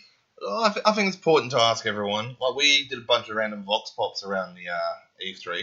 Yeah. Which was a lot of fun. We got a lot of mixed responses, too. Yeah, Vox Pops, for those of you who don't know, is just us quickly getting a quick recording and video footage of us walking up to randoms as they left E3 saying, like, what was your hype train for the whole show and what was your lame train for the whole show. And that was really cool. That'll be in our video if you want to check that out. Yeah, exactly. That should be pretty cool. Yeah. And yeah, we'll have that video up in like the next couple of days. Genghis Twan is working on it right now. So we asked you guys what you guys thought about your hype and lame train. We asked the people around E3 what theirs was. We got a lot of mixed responses. Yeah, it was really interesting. It was. There were some really interesting ones there. But we thought we'd always go back and ask the passengers what was your hype and lame train for E3 this year. So let's kick this off. A few of you wrote in. Matt Pingle from the Drop Bear Gaming podcast. Drop Bear Gaming. Shout out. Shout out to them. Alright, his was. Hype is Cyberpunk 2077 for sure. Yep, good hype. Very straightforward. Very good. A lot of fire emoticons. Yeah, he's hot for it. His lame was Sony's press conference intermission. Oh, yep. Wow, well done. Yep. Good one. Yep. Good one. Wasn't very good at all. Sean Fullard, one of our regular listeners, his hype is Assassin's Creed Odyssey. He said, finally going to play my first Assassin's Creed game. What? That's how much it got to him. Like, that's huge. Does he, just really like the setting or something? Like, why this? I don't know. How was it? Maybe he likes the Greek setting, that it's all vibrant and sea and blue, and the combat got, he liked the look of that. Well, I hope this makes him try out some of the classics. And his lame train is way too many zombie games coming out. I think I counted 7. Granted, some are very different types of games, but seems like too many to me. Yeah, that's not fair enough. That's not for you, that's private. Yeah, that's alright. Whoa. Nice. Yeah. Okay. Next up is John William Fry. John Fry. His is Hype Train, Halo, Gears 5, Fallout, and I'm cautiously optimistic about Jump Force. Although that name. That name, right? Yeah. And also he's hyped for Kingdom Hearts 3. Oh, what's left of it? Yeah. So we got like a 5-minute game. He said he'll now. lose his mind if they release the first 2 on Xbox as well. Ooh, yeah. Ooh, and here's his follow-up, his lame train. Spider-Man is only on PlayStation. I don't care how much it makes sense. Not lame as such, but all the shooters seem pretty generic at this point. Same games with new lick of paint. That's all I see. Wow, that's a good point. Spider-Man only on PlayStation. especially because it's from Insomniac, you know, who did Xbox is like Yep. one of their favorite. But then Exclusives. Sony owned the rights to Spider-Man still, so Yeah, what do you do with that? Can't do anything with that. no. Thank you for that, John Fry. Next, we've got David Deggs Fisher. Oh, Degs. Oh, let's see what Degs has to say. Hype. More Asian-themed games, aka Ghost of Tsushima, Sekiro, Neo 2. Yep, it's true. Yeah, very true. The big Asian theme coming through at the moment. We haven't seen an Assassin's Creed Asia yet though, so No, wouldn't that be just the best? that you feel like it's coming. We know Rome's after Greece, Yeah. but after Rome, could we see Assassin's Creed Japan? Yeah, is that a time? Is that right about then? Feudal Japan? No, feudal Japan was more 1500s, wasn't it? Oh man, don't even look at me. I don't know. I have no idea. No, Wow. that's probably wrong. Is it too late now that these games have come Yeah, out? I reckon it would be. I reckon they had to do it about when the Egypt one came out. Yeah, that's true. His his hype train was also Last of Us 2 and Spider-Man. Yep, well done. Yep. Nice. His lame train was Nintendo Direct. Disclaimer: I love Nintendo. Oh, okay. So a lover of Nintendo, but just not the right, Yeah, I assume not a Smash fan. not the right franchises to push his buttons. Then No. it must be a Zelda and a Metroid. Yeah, That's all right. that's cool, man. That makes sense. But thank you for writing it. I'm kind of with you. And last of all, replying to this, we've got Paul Davison. Oh, good old Paul Davison. He says, Hello. hey Callan, been waiting for your report for Dave 3, so I guess that's his lame train that I didn't put up my Dave 3 report in time. Well, it is up now, the recording of this, so I assume by the time this episode is out, you would have listened to it, but I'm sorry. It's good. It's good keeping us in line. Yep, keeping us in check, but thank you for everyone that did write in this time. Oh, we didn't hear from Reef. No, Reef. What's going on, Reef. buddy? Whoa, Reef, what's up? Oh, what's going on? Yeah, are you Do okay? you want to talk? Do you need to talk? Are you okay, Reef? Oh, yeah, right. Well, I guess we should move it on from here, but thank you for everyone that wrote in. Remember, you can write to us at GameTrainPodcast.com or Facebook.com/GameTrainPodcast or on our Instagram. I don't know why you would on Instagram, but sure, why not? Let's just write it in anyway, Yep. at GameTrainPodcast, or to us on Twitter at GameTrainTalk. Yes. Rock All and roll. right. You're getting very good at that. Thank you. Yeah, I've said it enough times. Yeah, now. yeah, the flow is episode perfect. 40, mate. Yeah. Right, so we are rolling into the end of this episode. Yes, we are. Big- We got there. Thank you for coming on this ride with us. Thank you so much. Well, I guess we should do the lame, love, and hype train. Let's do it. But these ones are all to do with E3 as a whole. Yes. Okay. The whole Right. thing. So, for example, our lame train is about E3 as a whole. Love train, again, E3 as a whole. What we hype love. train, a game from E3 that you're really excited for. Yeah. right? So Red Dead Redemption 2 doesn't count. No, it does not count unless because the poster you saw, you got really hyped for it. Which I mean, We pointed it out straight away. We went, there's a Red Dead 2 poster. yeah. What are we seeing? And they're like, nah, nothing. Yeah. Anyway, all right, let's do it. First up, the lame train.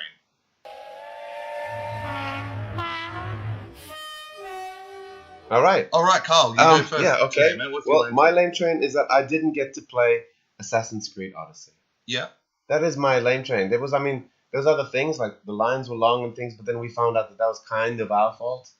Yeah. You know, yeah. so like there were a few things like that, and like a couple of the the conferences were not as awesome as I expect, but Yeah. then the ones that were awesome kind of made up for everything. The whole experience has been amazing, but I did miss out on a few games, but I really wanted to get onto Assassin's Creed Odyssey, and it just slipped our time, you know. For me, it was kind of the communication aspect from E3 itself. We were never told how long lines were going to take to get through. Yeah, that's true. Recommendations and whatnot. Yeah, we obviously weren't told about the Fallout 76 thing.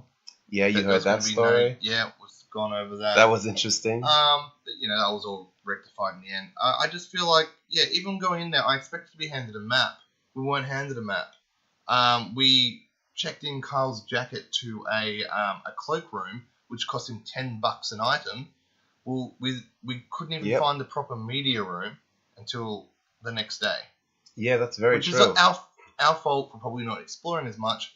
But Carl asked, hey, where can I put my thing on media and stuff? And they told us to go to this cloak thing, which was $10, rather than not, oh, there's a special media room upstairs. Yes, I think there was not a lot of just not a lot of the security and the people that like even guides knew everything. Which I guess how can they? Yeah.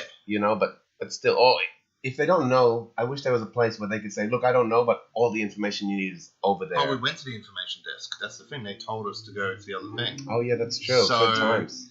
Yeah, for anyone that would have gone, oh well, you should have gone to the information desk. Well, we did go to that information. We did go to that information desk. Yeah. So yeah, even just the map thing, I just would have liked, because my phone kept running out of battery.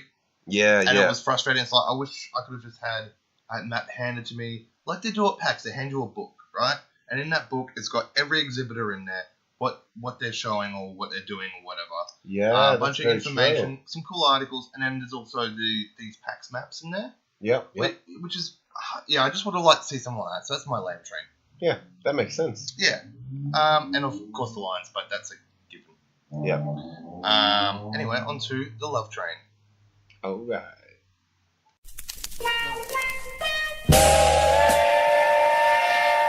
All right. What's your love train? My love train is very obvious.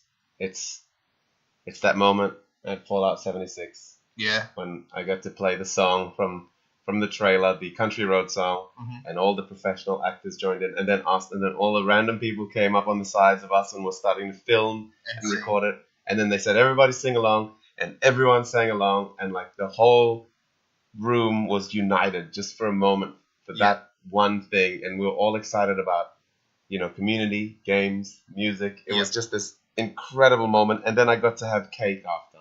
That's pretty cool. And the cake was a sweet roll, and it was delicious. Nice. Yeah, that was my love Cool. train. What about yours? Mine was sort of how things kept, in a way, balancing itself out. Yeah, there was a lot of yin and yang. There was. I was getting very annoyed with some things. Yep. Very annoyed. Yes, you were. Yes. I was throwing, not temper tantrums, just, I wouldn't even know, just having a big sook about things. yeah. Right? Just nerves. Yeah, I had a big sook about the Fallout 76 thing. Right? But then it turned around and we got something really great from it. Carl singing the whole cast. That was amazing. What a great turnaround. Incredible. We actually turned something, negative into a positive. Yep. Amazing. Another thing was the long lines, right? So I stood in a line for an hour and 10 minutes to play Pokemon, right? Yep, and I stood in one to play Spider-Man. Yep, which was quite a shorter line. You're much shorter. Yeah, and I got the wrong line because I was trying to line up for Smash Brothers, Yeah. right? So I was fuming at that, but I said to Carl, I'm going to be positive today. Yep. And then later on that day, we got into the Nintendo VIP area because we're media, and thanks to our Nintendo PR rep that helped us get in there. And we got to play all these games with no lines and choose what we wanted to play. So that turned around. Yeah. Yes, it did. We even played FIFA 19 because we had so much time. Exactly. I would never play FIFA 19. No, but we just decided to do it. So it was just things like that just sort of just turned around, and there was more that I can't remember off the top of my head right now. Yep. But there was like, just a few things here and there that I was just like, wow, that's really cool. Yeah. Oh, and you missed 2 hours of the show in the line before that? Yeah, because we lost our private media time, 2 hours of that in the morning of the first day. Yep. And that hurt. That really dug deep because I felt we just lost a huge opportunity for things around the expo. Then that evening, we got let into an Xbox Media only event. Randomly, just on our way home. Randomly, it wasn't even booked in to begin with. We got this awesome from email. our Microsoft PR guy, who's been a great help with everything. And then we got in there, so that was huge. Like we got those 2 hours back. Yeah, but better because then there was free alcohol and food. Yes, it was just awesome. Yeah, no, that was great. So that's my love train, how things sort of just turned around along the way. Nice. All right, let's rock it out with the hype train. Hype train. Boom. Let's do it. All right. Okay, so this is pretty much a game of show. Game of show. For you.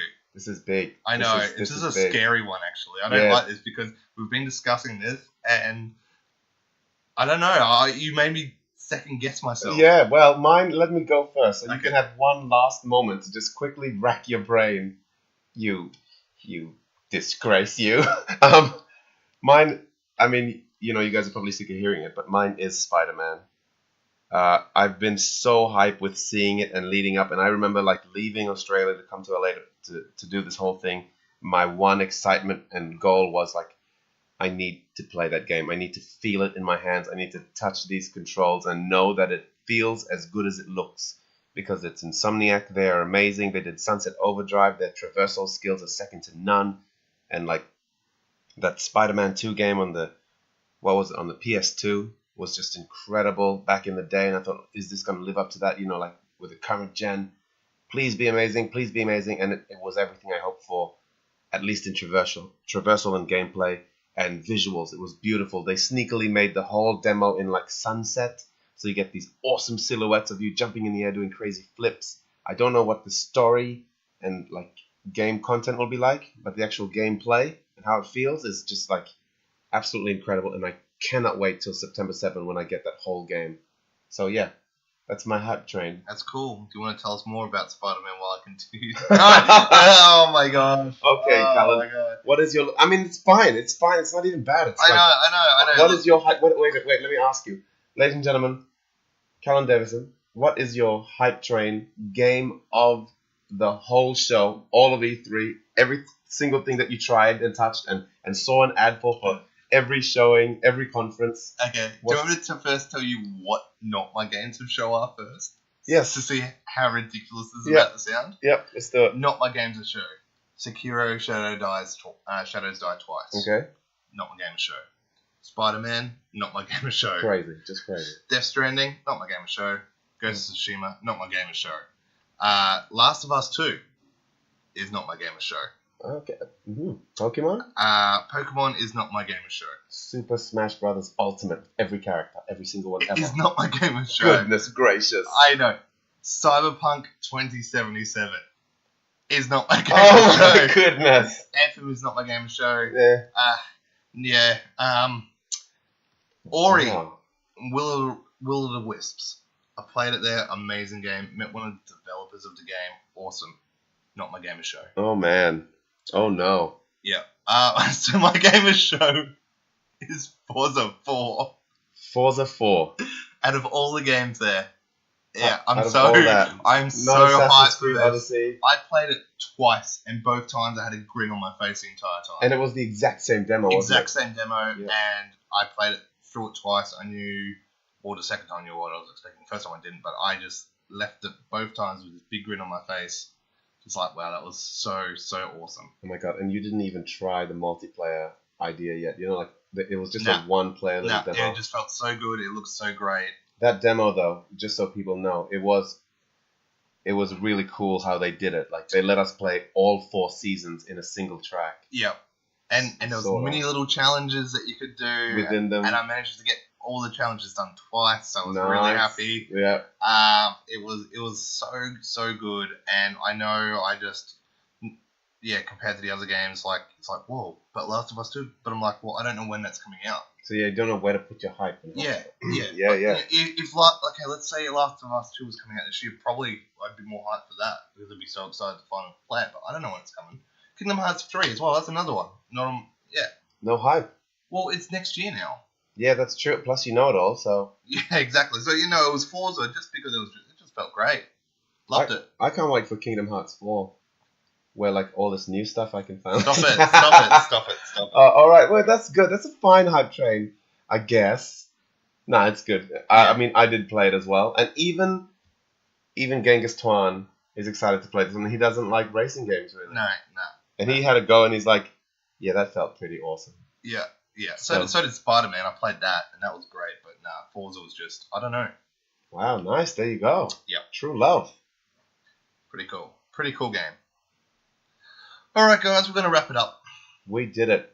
We did it. That was a massive episode, but these are always going to be huge episodes. That's true. Guys, if you listen to all our express casts and all 3 of our wrap-up days and this, thank you so much for coming on this massive journey with us. Like, we've been a bit, hypo and throwing so much content out, but we had to. Like, this is our first E3, and this is legendary. Would you ever do an E3 again? Me all day, Yeah, same. all day. Same. I wouldn't do it the next day after an E3. I'd have to have a good break. Or once a year is just fine. Well, I know. Are we sounding like one of those? We're not disgruntled yet. No. We're still excited for it. Yeah. 2 or 3 more, and then I'll be like, ugh. Just the mental and physical exhaustion that you get from those 3 days. People go, oh, it's just an expo. There's a lot going on. Yeah. It's sensory override for 3 days. You know what? I have to mention now. I have to mention that I do miss the community concept that is PAX. Oh, it is. But I'll tell you what I don't miss from PAX, and I thought this is what E3 was going to be everywhere. Remember we spoke about on the PAX wrap about that area in the middle of PAX where 4 areas all intertwine, and there's guys on microphones getting people to scream and jump around in the crowd and just go nuts, and you're like, IBM or whatever they're yelling out. Yeah, and then there was like trailers blaring from one end and then others from another end. Not that at all. It was, the worst thing was the guy going, "Do you want to rage?" to you. He was fine though. Yeah, it was just a dude for like a minute just doing it. That was fine. Yep. Now that was it. Like there was no crossover in sound, like uncomfortably. Yeah, it was pretty good. Oh, the booth, and the weird thing is once you go to a booth and you're hype and you're in that section, it's like it's loud and it's fun. But and then when you go to another booth, you don't know the others exist. You're in that world. They were masterfully designed. Yeah, it was really, really well done. So yeah, I know what you mean though with the community aspect of PAX. Yeah, the PAX thing, man. There was like just something as simple as the abundance of cosplay and the love of the characters and games and that kind of thing. There's very little of that. But remember, this has always been an industry event. Oh yeah. That's the point I'm making though. Like I do miss the community event of PAX. That's if there was one thing I had to compare it to. But I guess for us going then to now do PAX later in the year, we can just concentrate on all the community stuff because we've done our AAA Expo now for the year. Yeah, that's true. Which is the big one. That's so true. So, I guess at PAX there will be things like the Kingdom Hearts demo. There might be the Fallout 76 experience. There might be, Rage 2 demo or... Okay, we haven't played that. But, all these other little things that we've done a lot at E3 and seen that we don't need to kind of do again. We can just look and be a part of the community aspect more by viewing more panels and things. So we can do a different style of coverage. Yeah, that's going to be a lot of fun. But let's let these people go. You guys have been great. Yes, 20-1 here. We fly back to Australia tomorrow. So, yeah. It'll be nice to be home. Yes, it will. All right. So, we'll be back, actually, funnily enough, next week. Yes, we're going to be looking at... Yeah. Well, we sort of added this episode in. Yeah, because we wanted to wrap E3 and then go back to reviewing games. And I thought, let's just drop this down now. Yeah. We had planned to review the next game on the next podcast, which is the Mario Tennis Aces, is our main feature review. That's right. But while we've been away, we gave homework to one of our little extra part of the Game Train family, Fish, who joined me earlier in the year for the Monster Hunter episode. He's coming back.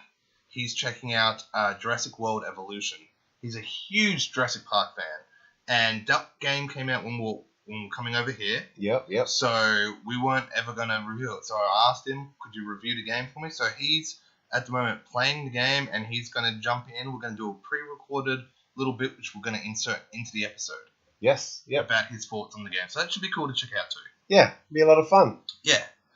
All right, guys, let's wrap it up. Remember, www.gametrainpodcast.com, facebook.com/GameTrainPodcast, @GameTrainPodcast for Instagram, @GameTrainTalk for Twitter, and twitch.tv/GameTrainTwitch for Twitch. Just amazing. I'm just... Wow, well done. Wow, I should be like a lyrical artist now. Wow. Wow. All right, guys, thank you for joining us. Thank you so much. I'm Carl Smith. I'm Callan Davison, and this has been Game Train.